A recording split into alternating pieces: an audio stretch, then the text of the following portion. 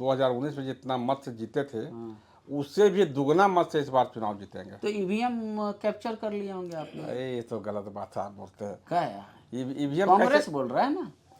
कांग्रेस क्या बोल रहा इतनी है? नाराजगी है, गांव हो या देहात या टाउन हो या ब्लॉक, चाहे सिमरिया बाजार हो, सब कोई कर रहा है हमको लोकल चाहिए प्रत्याशी। 2024 का जो चुनाव लोकसभा का होने वाला है, 2019 में जो जीत का अंतर था हाँ, उससे दुगना जीत हम लोग देंगे। मतलब पब्लिक वोट दे चाहे नहीं दे, आप 8 लाख से जीतेंगे, यही कहना चाह रहे हैं। पब्लिक ही वोट देगी पांडे जी, आप देख लीजिएगा, पब्लिक ही देगी। हमारा राष्ट्रीय नेतृत्व जो भी फैसला करेगा वह उचित फैसला करेगा, जन भावनाओं को देख के फैसला करेगा, है ना।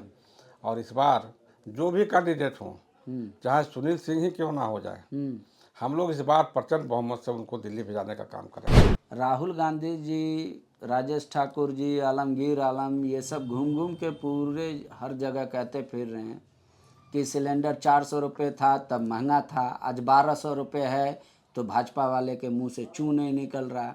पेट्रोल 40 से 45 रुपये था, आज 100 रुपये है, डीजल 100 रुपये है, कोई महंगाई नहीं है। 2014 के पहले मनमोहन जी की सरकार थी, उस समय का आप आंकड़ा देख लीजिए, एलपीजी गैस का क्या रेट था। हाँ, और जो आज वो आरोप लगा रहे हैं, तो उस समय के तुलना में और आज के तुलना करके देख लीजिए, हाँ, तो आज देश में एलपीजी गैस का हो चाहे महंगाई हो, सब नियंत्रण में है। क्या कहने का मतलब 400 रुपये भी महंगा था और आज 1200 रुपये भी सस्ता है। नहीं, परचेजिंग कैपेसिटी बढ़ गया लोगों का।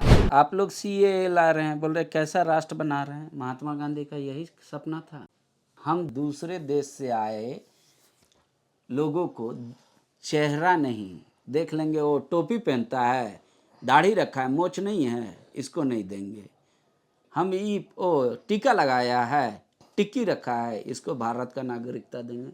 बोले इसी ऐसा ही देश हम बनाए थे। भारत में मुस्लिम की संख्या बढ़ रही है, मतलब हम लोग को कोई मतलब नहीं है, मुस्लिम हिंदू सब भाई भाई है, इस हिसाब से हम लोग सब प्रेम से रह रहे हैं।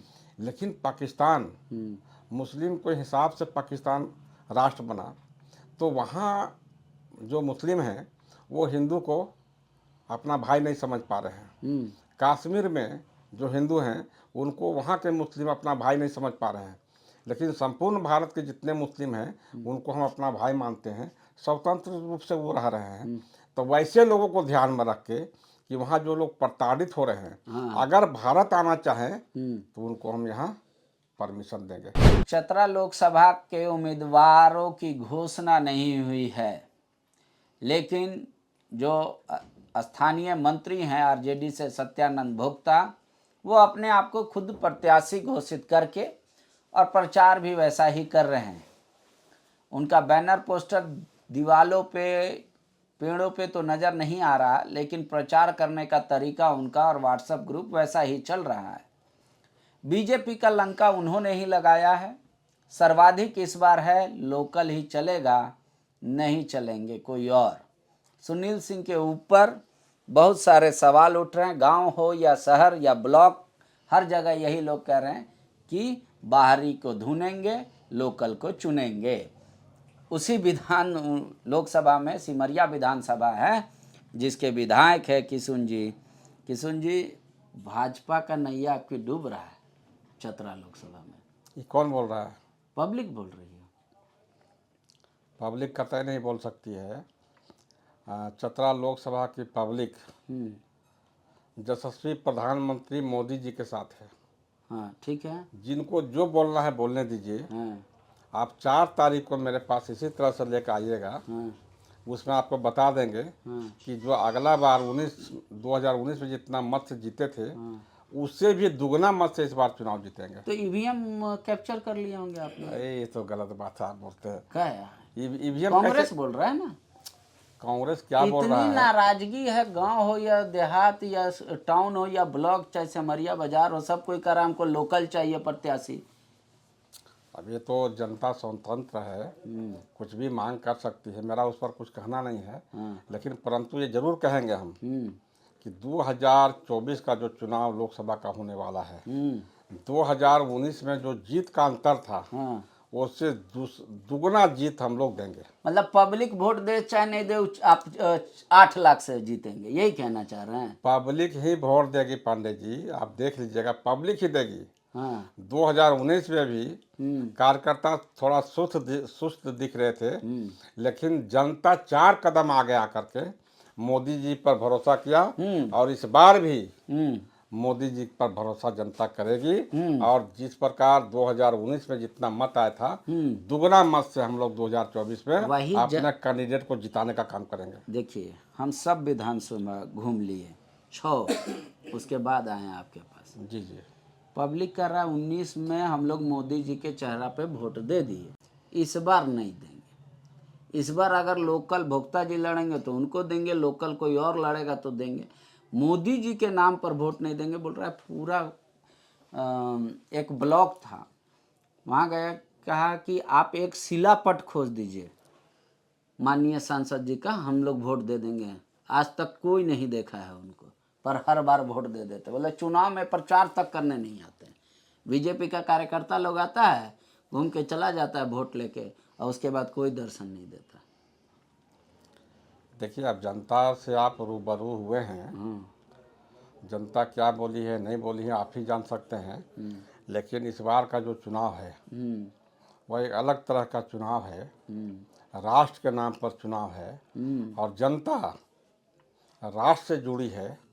और मेरा जो मानना है, इस बार जो भी कैंडिडेट आएंगे, 2019 में जो मत प्राप्त हुआ था, इस बार दुगना मत से हम लोग चुनाव जिता करके उनको दिल्ली भेजेंगे। किशुन जी क्या चाहते हैं? उम्मीदवार लोकल चाहते हैं, सुनील सिंह को रिपीट चाहते हैं, या किसी और को कैंडिडेट चाहते हैं? नहीं, देखिए क्या है, हम लोग एक सिस्टम से, पार्टी का जो अनुशासन है उससे जुड़े हैं। हमारा राष्ट्रीय नेतृत्व जो भी फैसला करेगा वह उचित फैसला करेगा, जन भावनाओं को देख के फैसला करेगा, है ना। और इस बार जो भी कैंडिडेट हों, चाहे सुनील सिंह ही क्यों ना हो जाए, हम लोग इस बार प्रचंड बहुमत से उनको दिल्ली भेजाने का काम करेंगे। राहुल गांधी जी, राजेश ठाकुर जी, आलमगीर आलम, ये सब घूम घूम के पूरे हर जगह कहते फिर रहे हैं कि सिलेंडर 400 रुपये था तब महंगा था, आज 1200 रुपये है, तो भाजपा वाले के मुंह से चू नहीं निकल रहा। पेट्रोल 40 से 45 रुपये था, आज 100 रुपये है, डीजल 100 रुपये है, कोई महंगाई नहीं है। लोग धर्म के नाम पर विभाजित हो रहे हैं, हिंदू मुस्लिम का खेल चल रहा है, कोई विभाजित नहीं है। बीजेपी अपना लड़का का नाम रख लेता है, नेता लोग विकास उसी को बोलता है, देखिए हर जगह विकास ही दिख रहा है। बोल रहा है ऐसा कौन सा काम किए, 15 लाख दिए नहीं, 2 करोड़ नौकरी दिए नहीं, किस मुंह से वोट मांगने आप लोग आ रहे हैं?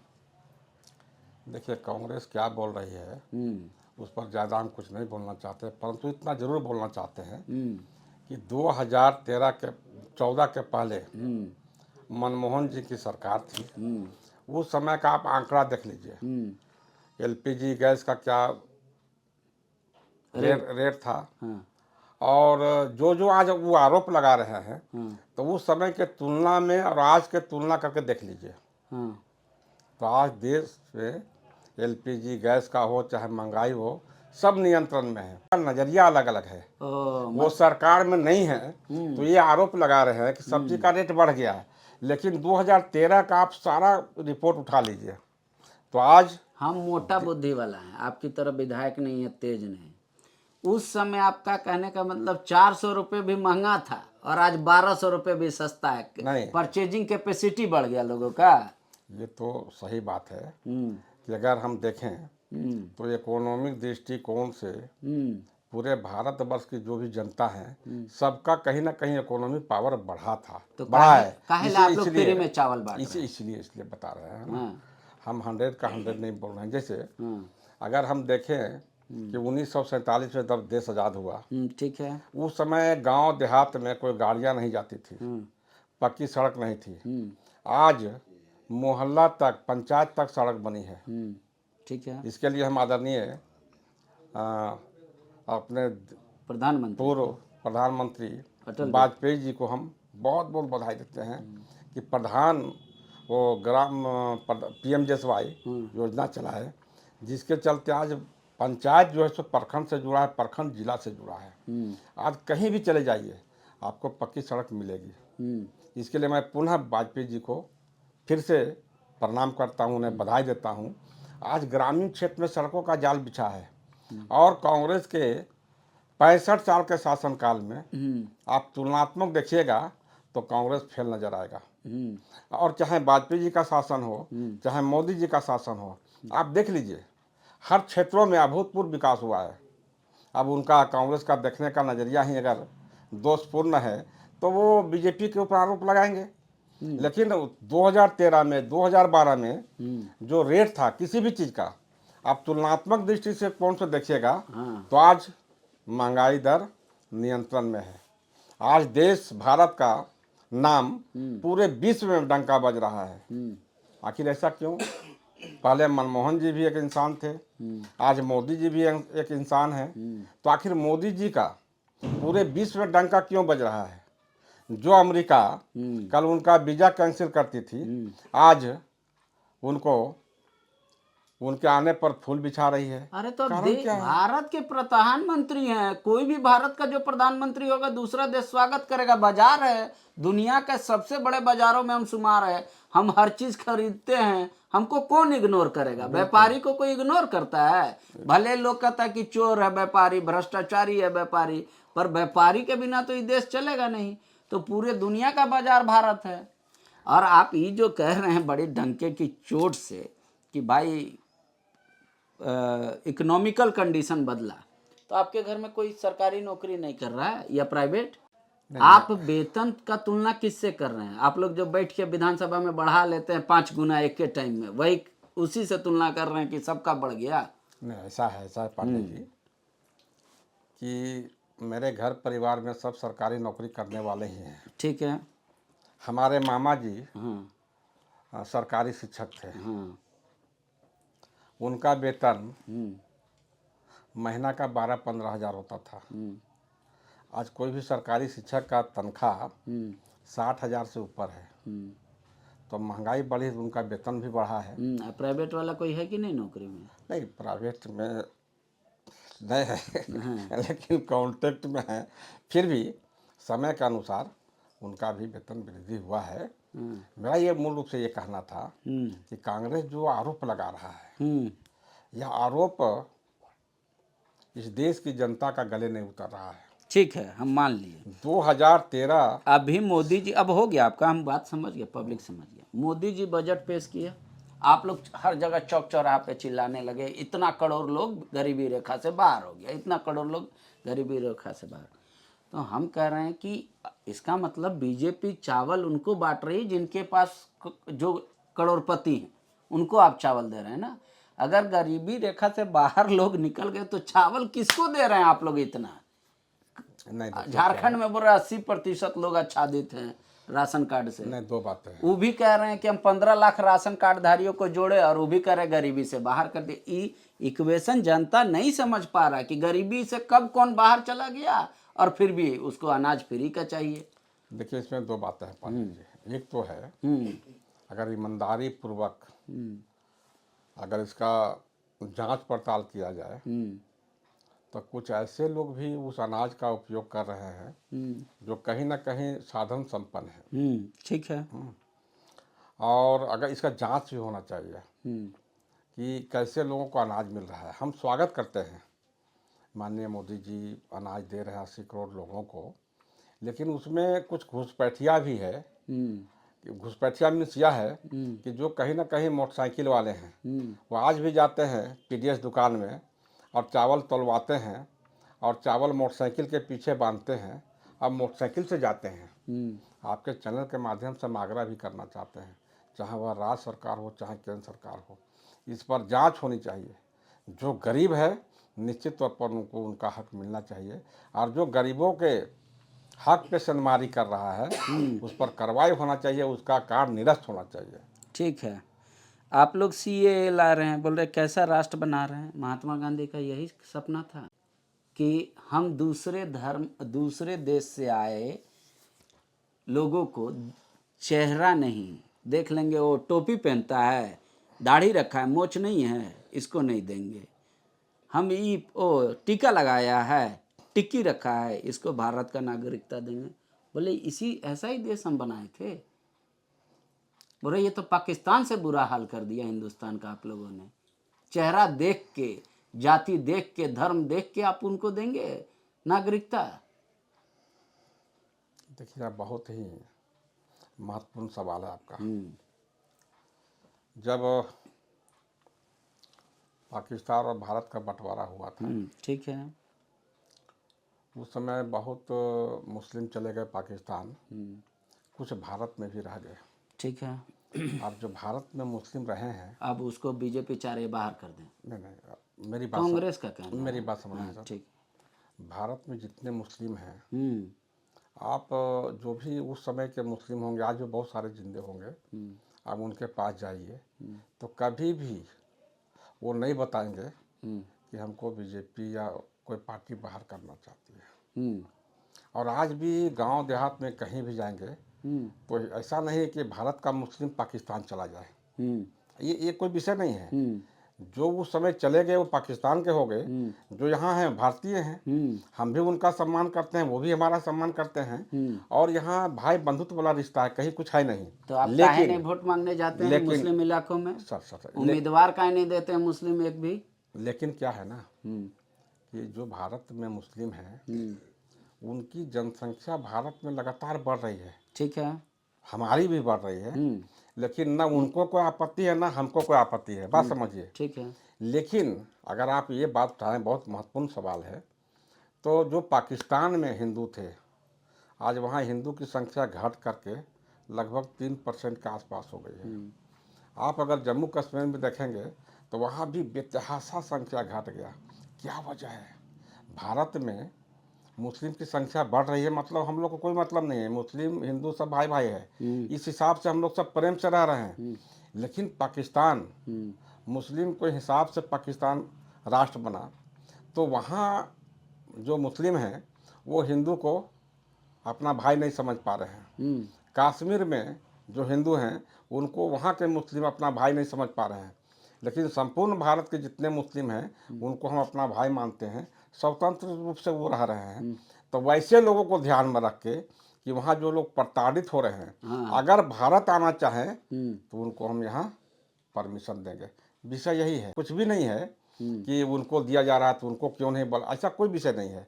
अगर जो आना चाहते हैं, वहाँ जो प्रताड़ित हो रहे हैं, अगर वो आना चाहते हैं तो वो आ सकते हैं। उनके लिए कोई जरूरी है कि धर्म के नाम पे ही जो प्रताड़ित होगा उसी को आप गला लगाइएगा? प्रताड़ना तो कई तरह का हो सकता है।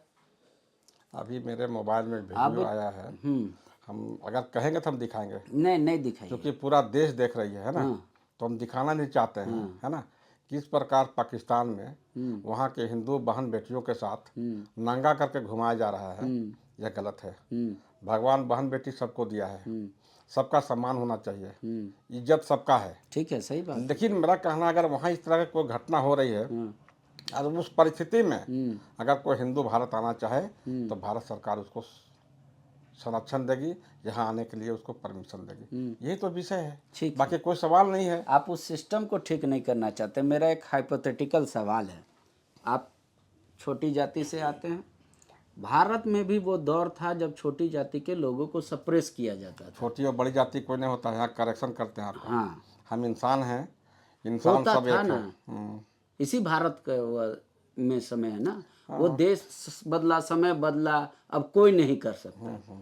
उस समय कोई कह देता कि जो वहाँ प्रताड़ित हो रहा है जाति के नाम पे, आ जाइए हमारा पास, तो ये अच्छा लगता है आपको? देखिए, एक दो बातें समझिए।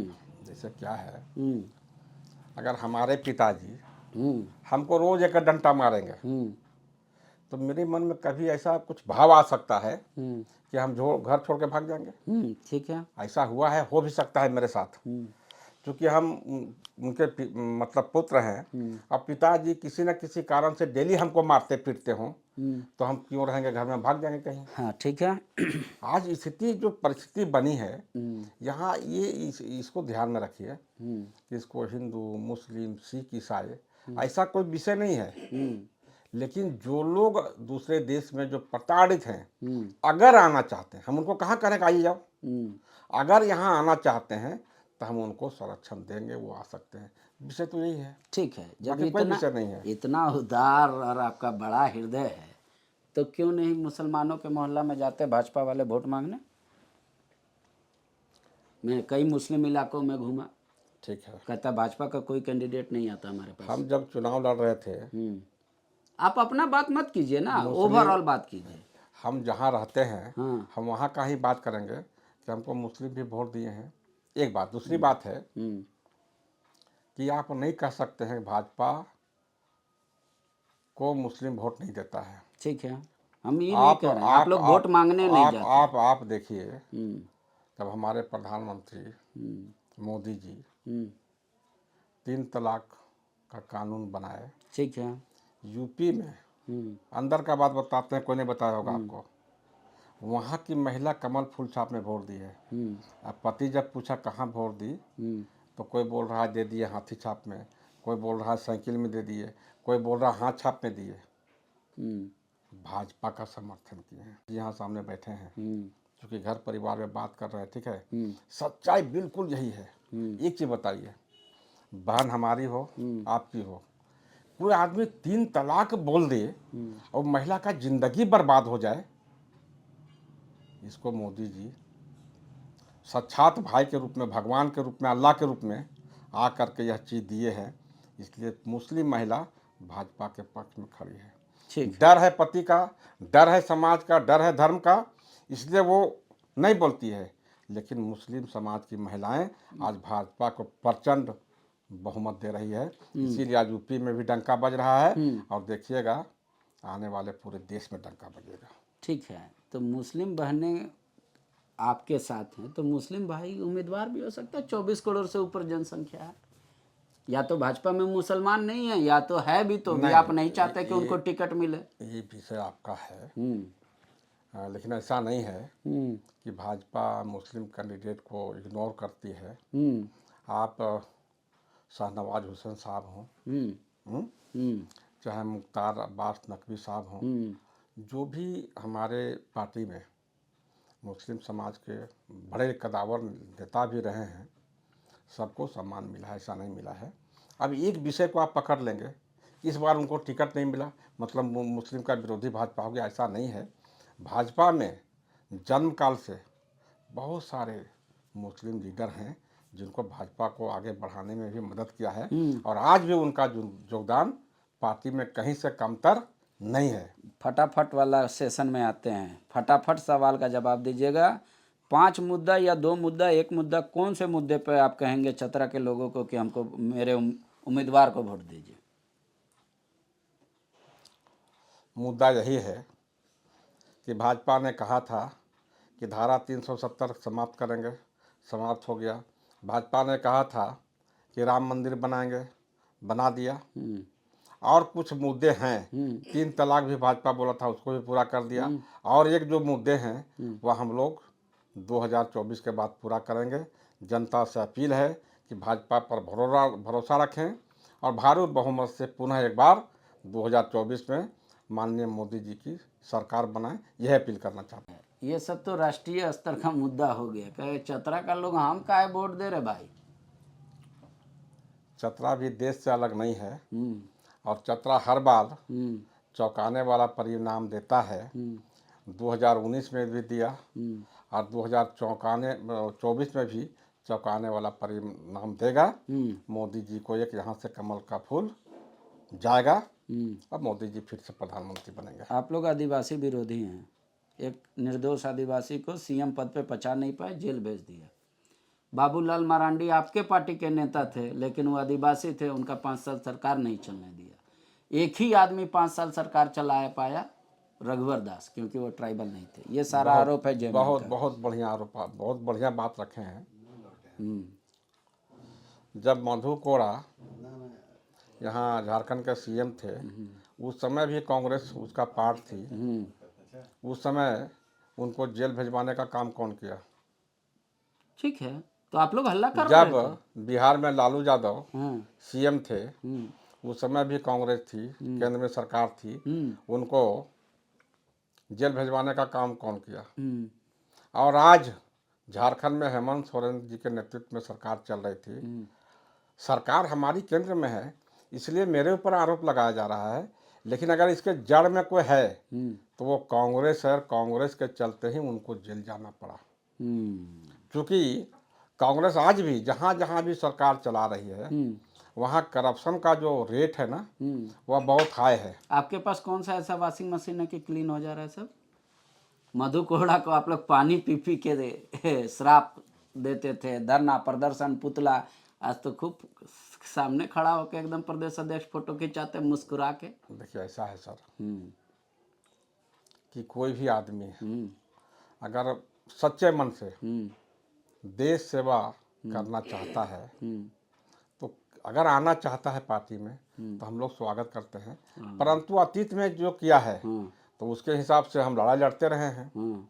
आज पार्टी में आ रहा है, अगर कल उनका आचरण सही नहीं रहेगा तो पार्टी निकाल बाहर करेगी। बाप रे बाप, आप लोग ईश्वर हो गए कि जो सच्चे मन से क्षमा मांग लिया उसको आप लोग माफ कर दे रहे हैं।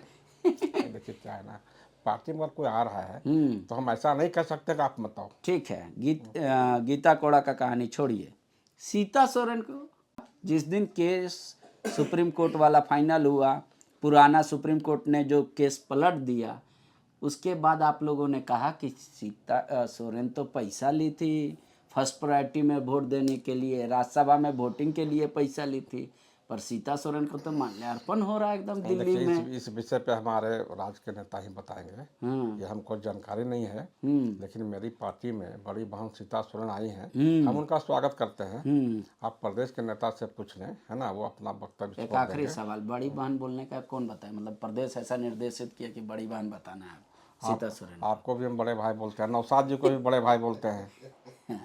यह भारतीय संस्कृति है, जो हमसे बड़े हैं किसी जाति धर्म के हो हम लोग भैया बोलते हैं, जो छोटे हैं उनको हम बाबू बोलते हैं, यही सब परंपरा है ना। ठीक है। जो ज़्यादा एजेड हैं हम लोग चचा बोलते हैं। ये भारतीय सभ्यता संस्कृति है, इसको हम लोग को बचा के किसका रखना इंतजार हो रहा है? चतरा में दूसरा पार्टी का नेता को तोड़ने का इंतजार कर रहे हैं? ऐसा कुछ भी नहीं है। तो काहे नहीं घोषणा कर रहे हैं चतरा धनबाद का? अरे बहुत जल्द घोषणा होने वाला, थोड़ा 2 दिन का धैर्य रखिए ना। हो सकता है रात भर का धैर्य रखना पड़े, या नहीं तो 2 दिन का धैर्य रखना पड़े। बहुत जल्द घोषणा होने वाला और बहुत बढ़िया घोषणा वाला है। 14 में 14 सीट कमल निशान रहेगा पंडित जी, आपको दावे के साथ बताते हैं हम। पक्का पक्का। ये महागठबंधन कहाँ चला जाएगा, महागठबंधन में इतना फूट है कि आपस में ही लोग लड़ झगड़ के आप देखिएगा बिखर जाएंगे।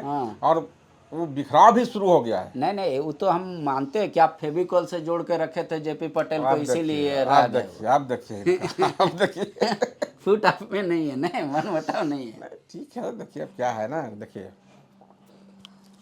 महत्वाकांक्षा हमें लगता है कभी कभी जागृत होता है लोगों में, ठीक है। और किनकी क्या महत्वाकांक्षा हम नहीं कर सकते हैं, परंतु आज के समय में। पर आप लोग को तो सीख खा दिया भाजपा, जो 30 साल 35 साल से कार्यकर्ता है बीजेपी का, कि भैया तुम झंडा ढो, ज़्यादा और हुलूल जुलूल मत करो, चुनाव के समय हम हो सकता है दूसरा दल से ले आएंगे और उसको नेता बना देंगे। इतना तो सिखा दिया। पांडे जी एक चीज आपको बताते हैं, भाजपा जब 2 सीट थी 1980-82 में, उस समय जो लोग साइकिल से प्रचार करते थे, जो लोग नील से लिखते थे, दीवार लेखन करते थे, आज वो कहीं दिखाई नहीं पड़ रहे हैं। उनकी जो तपस्या थी, जो मेहनत था, उसके बलबूते आप खड़े हैं, हम यहाँ खड़े हैं। मतलब बाप दादा की पूंजी जो थी कार्यकर्ता, है ना। और वो लोग सच्चे मन से सेवा किए थे, मेहनत किए थे कि भाजपा आज यहाँ तक आई है। हम उनको प्रणाम करते हैं, उनके तपस्या, बलिदान, त्याग का। परंतु अब कुछ लोग का हम कुछ नहीं बोल सकते हैं कि किस रूप में भाजपा में आ रहे हैं, किस को दूसरे पार्टी में जा रहे हैं, वही बता सकते हैं। लेकिन भाजपा आज भी अगर मजबूती से खड़ा है तो वो जनसंघ के कार्यकर्ता जो हमारे खून पसीना बहाए थे, कभी 2 सीट हुआ करती थी, आज पूरे देश में भाजपा का प्रचंड बहुमत से सरकार चल रही है। आने वाला दिन में हमारे यशस्वी प्रधानमंत्री नारा दिए हैं कि इस बार 400 पार। तो हम सारे कार्यकर्ता 400 पार के लक्ष्य पे लगे हैं। और आप भरोसा रखिए कि यह 400 पार ये नारा ही नहीं, 400 से ऊपर जाएगा जी। शुक्रिया। तो 400 पार का नारा है प्रधानमंत्री का, कह रहे हैं कि बहुत कुछ सहारा है। वोट मांगने के कई एक कारण है, धारा 370, राम मंदिर, ट्रिपल तलाक, बहुत सारे मुद्दे हैं हमारे पास। और हम चाहते हैं कि 2024 की से लेकर 29 तक राष्ट्रवाद और प्रचंड स्तर पर जाए, भारत और विकसित हो। इसी वजह से हमको वोट चाहिए। फिलहाल उम्मीदवार को लेकर कन्फ्यूजन है, आजकल हो रहा है। शायद किसी का इंतज़ार हो जो नहीं है, या किसी को समझाने या मनाने की कोशिश हो रही है। कहना मुश्किल है। राजनीति के हर एक रंग मेरे साथ देखिए। पूरे सफ़र में हम 81 विधानसभा जाएंगे, कोशिश करेंगे हर प्रखंड तक जाए और वहाँ के लोगों की राय आपको सुनाएं। वहाँ के लोग क्या चाहते हैं, क्या लोगों का मुद्दा वाकई में नेता का मुद्दा है, या फिर हवाई पे मुद्दों पे ही वोट हो जाएगा। बहुत बहुत धन्यवाद।